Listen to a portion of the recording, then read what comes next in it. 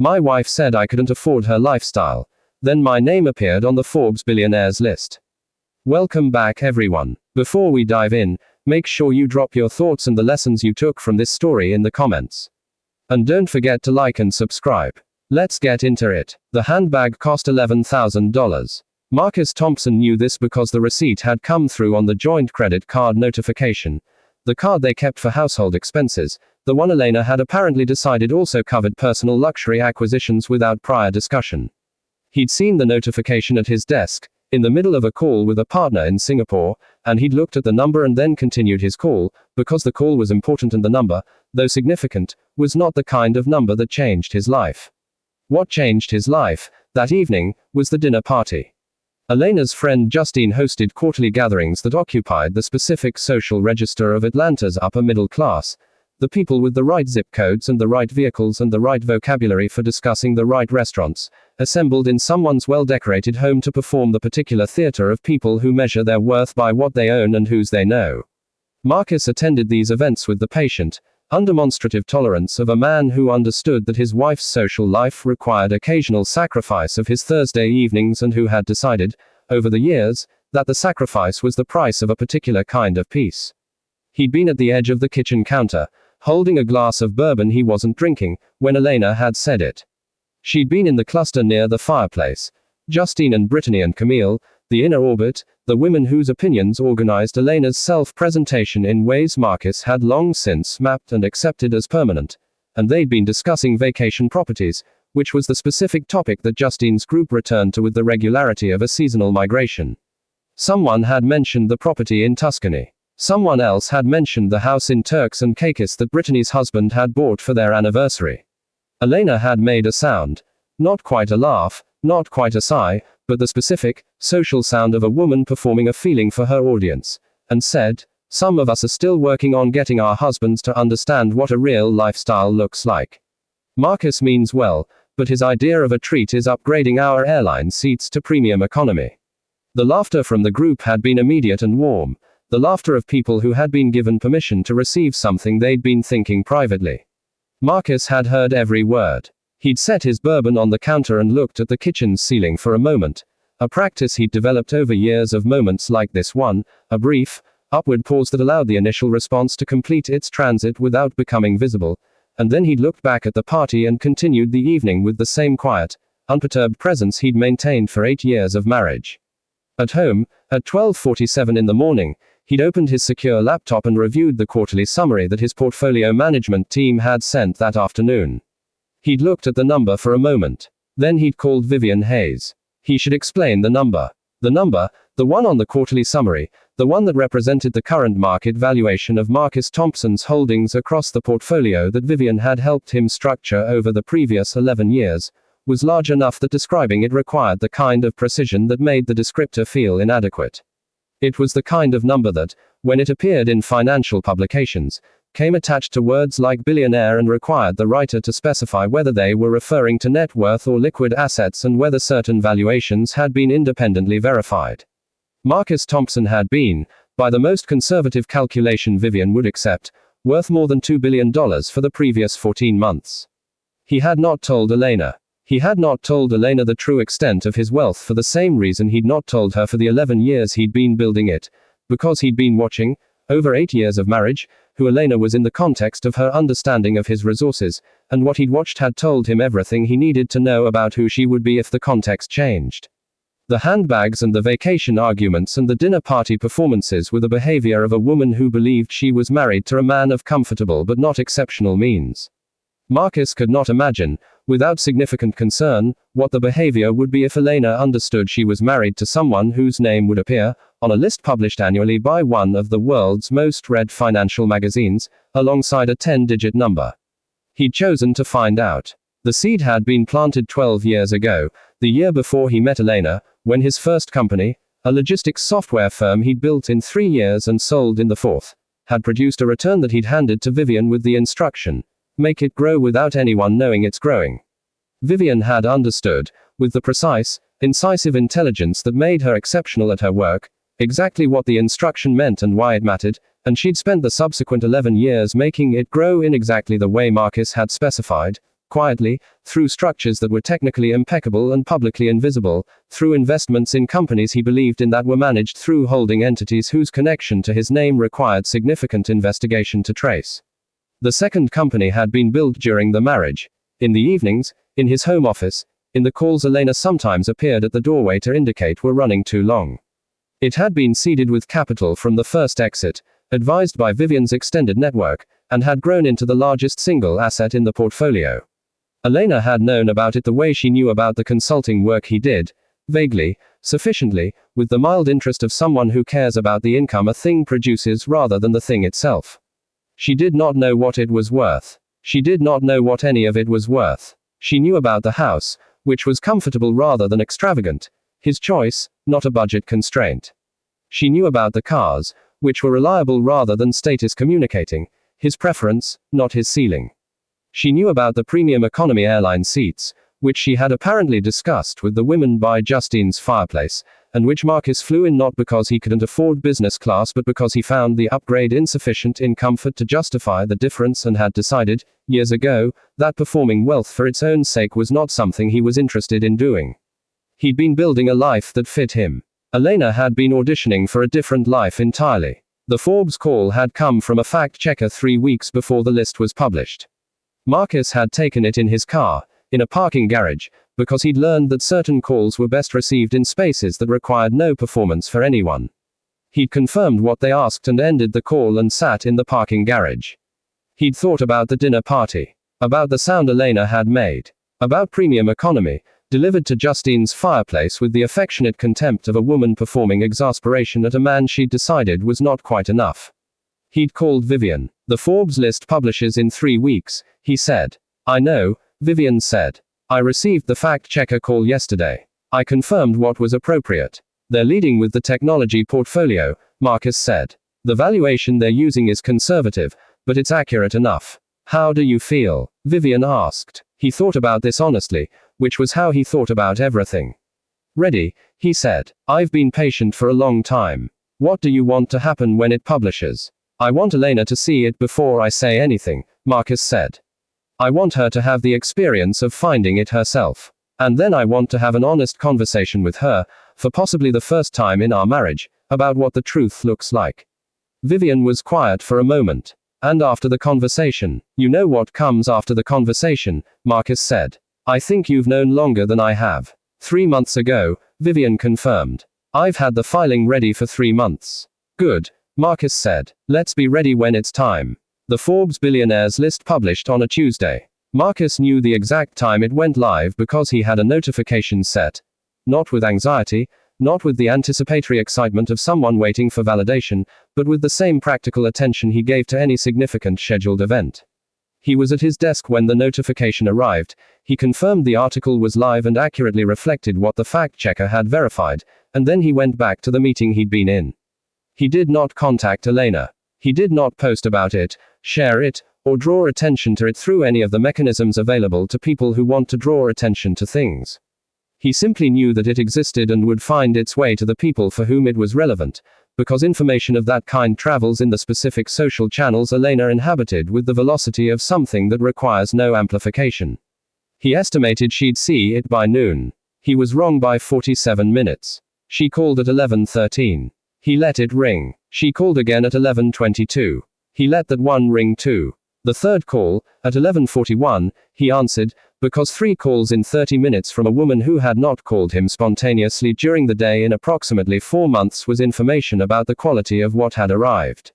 Marcus, she said. The way she said his name was entirely different from any version of it he'd heard in recent memory. Not the managed warmth of a woman performing wifely affection for herself. Not the clipped efficiency of someone conducting household logistics. Something he hadn't heard in years. The specific, unguarded register of genuine emotion, stripped of management. Elena, he said. Is this? She stopped. He could hear something in the background that sounded like a television or a laptop speaker. Is this real? The Forbes article. He said. Yes. A silence that had the quality of several things happening in it simultaneously. The recalibration of an entire understanding of a marriage, the revisiting of every argument about airline seats and vacation properties and premium economy, The specific, compound experience of a woman who has been performing contempt for a man she believed was worth less than her, discovering that the man was worth approximately 400 times her own net worth. You never told me, she said. No, Marcus said. Why didn't you? How long have you? 11 years, he said. The first exit was before we met. The portfolio has been growing since before we were married. Another silence. The house, she said. The cars. You chose those. They weren't limitations, Marcus said. No, choices. I chose a house that was comfortable. I chose cars that were reliable. I chose to live in a way that allowed me to understand who the people in my life were when they thought I had a specific amount of money. He paused, and in the pause he let the full weight of what he was saying have the room it deserved. I've understood something about you for a long time, Elena. I've been choosing whether to do anything about it. Marcus. The dinner party at Justine's, he said. 3 weeks ago. Premium economy. Marcus means well. Some of us are still working on getting our husbands to understand what a real lifestyle looks like. He said it not with anger, not with the sharpness of someone using evidence as a weapon, but with the level, factual quality of someone reading back a document. Those were your words, in a room full of people, about the man who could have paid cash for every house on Justine's street without consulting his bank. The silence on the line had a different quality than the ones before it. That wasn't the worst version of it, Marcus said. It was just the most recent. There have been 8 years of versions, Elena. The handbag that came through on the joint card last week, $11,000, without a conversation. The Tuscany property you told Brittany we couldn't afford. The way you talk about my choices as though they're my constraints, in front of people, so that everyone in the room understands your husband is not quite what you deserve. He kept his voice even, not unkind. Even was the right register for the truest things. I was always what you deserved. You just didn't think to ask what I was. I didn't know, she said. I know you didn't, Marcus said. That was the point. He heard her exhale. What happens now? Vivian Hayes is filing for divorce on Friday, he said. You'll have paperwork by end of week. I want this handled properly. I've instructed her to be fair, because fairness is who I am regardless of what's happened. But I want it done. Marcus, please. Her voice had arrived at the genuine place, the one that didn't perform anything because there was nothing left to perform. I know some of the things I've said have been. Elena, he said, gently. You told a room of your friends that your husband couldn't understand what a real lifestyle looks like. 3 weeks ago. Last month you told your mother I didn't have the ambition to give you what you wanted. In March you told Brittany I was comfortable but not significant. He paused. Those aren't things said in frustration. Those are things said by a woman who has decided who her husband is and is comfortable sharing that decision publicly. And the decision was wrong, and I'm done living inside it. She said nothing for a moment. I love you, she said finally, which Marcus believed was true in the specific, complicated way that conditional love is true. Real in the moments it's expressed, organized around the wrong foundation. I know you do, he said. In the way you were capable of. That's not enough for either of us. He ended the call. The week after the Forbes article was its own particular experience. His phone received more contact in 7 days than it had in the previous 3 months combined. Colleagues, former colleagues, people he'd worked with years ago, investors, journalists, the specific category of acquaintance who resurfaces when a number attaches to your name and makes you worth resurfacing for. He responded to the ones that mattered and did not respond to the ones that didn't, applying the same patient discernment he'd always applied to the people he gave his attention to. Elena's mother called on Wednesday. It was the most uncomfortable call of the week, because Margaret was a woman Marcus genuinely liked, had always liked, had found in her a warmth and a directness that Elena had inherited in different proportions, and her call carried the specific, painful quality of someone who had understood that they had been complicit in something without knowing it. I owe you an apology, Margaret said, without preamble. You don't, Marcus said. You believed what your daughter told you. I told her, 2 Christmases ago, that you needed to step up, Margaret said. I told her that a good husband provided more visibly. I said, she stopped. I said things I'm ashamed of now. You said them because you believed them, Marcus said. And the belief was based on what you were shown. I'm not angry at you, Margaret. You should be. Anger isn't useful, he said. I'd rather spend the energy on things that are. He meant it. He'd spent 8 years watching the people in his life form their opinions of him based on what he chose to show them, and understanding that those opinions were information rather than injury. What they'd told him about Elena, accumulated over 8 years, was clear enough that the Forbes article was not a revelation but a confirmation he'd been ready to act on for some time and had chosen to act on now, with the document the article provided as its own kind of clarity. Justine called on Thursday, which surprised him slightly. He hadn't expected Justine to be moved to call, but Justine was, he'd always understood, smarter than her social performance suggested, and her call had the specific quality of someone who had been doing the accounting since Tuesday and had arrived at conclusions she wanted to address directly. "I want you to know," Justine said, "that I'm sorry for my part in it. The dinners, the way the conversation went. I appreciate you saying that," Marcus said. "She talked about you in ways that weren't fair," Justine said. "I let her, because it wasn't my marriage and it wasn't my business and because," she paused. "Because I think part of me was more comfortable believing what she was saying than asking whether it was true. Most people are," Marcus said. "That's not a moral failure. That's how social groups work." He let Justine off the call with the same generosity he'd given Margaret. Not because he felt no pain, but because the pain was clean and directional and had a name, which was the marriage, and not the individual people who had moved through it uninformed. The Quiet Empire Foundation was incorporated in April, 6 weeks after the Forbes article and 3 weeks after the divorce was finalized with the clean efficiency of a Vivian Hayes production. The name was Marcus's own. Vivian had offered more institutional sounding options, but Marcus had wanted something that described what it served, the men who built in silence while being told they weren't building anything worth seeing. Its mission was specific and practical. Financial dignity education and mentorship for men who had been systematically undervalued in their intimate relationships, legal resource navigation for those in divorce proceedings who lacked access to the quality of counsel they deserved, and a grants program for first-generation wealth builders whose work was happening below the visibility threshold of traditional investment networks. Marcus designed the financial literacy curriculum himself, from the inside of his own experience, which gave it a quality that purely theoretical curricula couldn't replicate.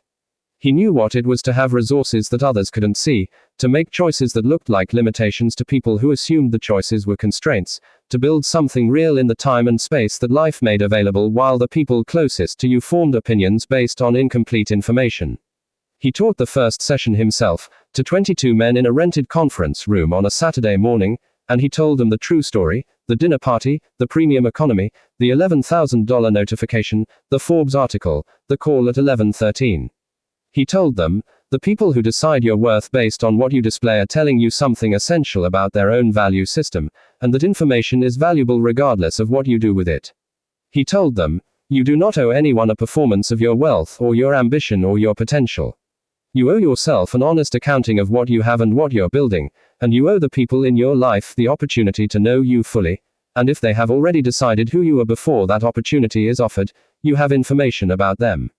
He told them, build anyway. Build in the hours available, in the spaces available, with the focus available.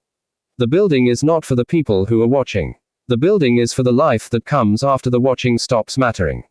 He told them, I was called a man who couldn't understand what a real lifestyle looked like, by a woman who didn't know what she was looking at.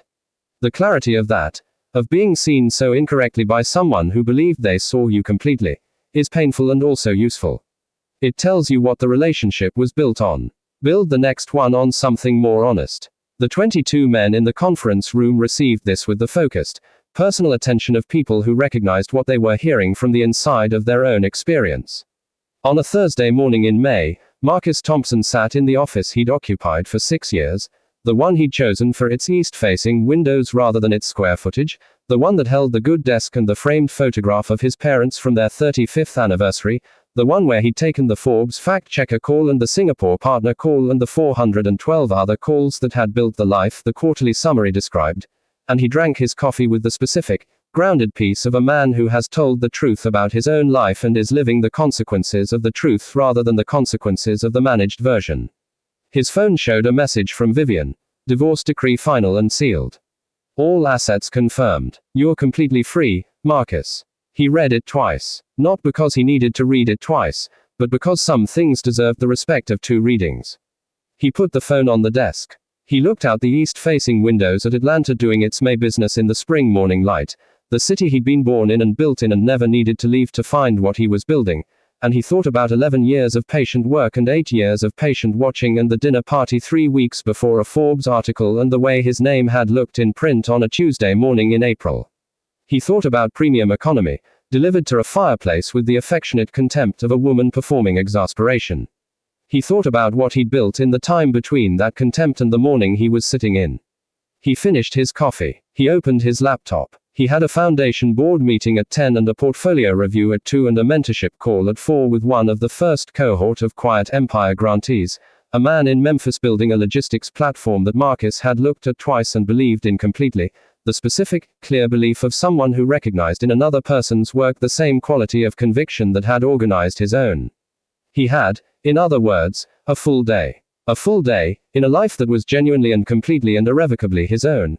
Not the life someone else had decided he could afford, not the life someone else had used as evidence of his limitations, but the life he had built, quietly and without announcement, in the hours that were available, across the years that had been given.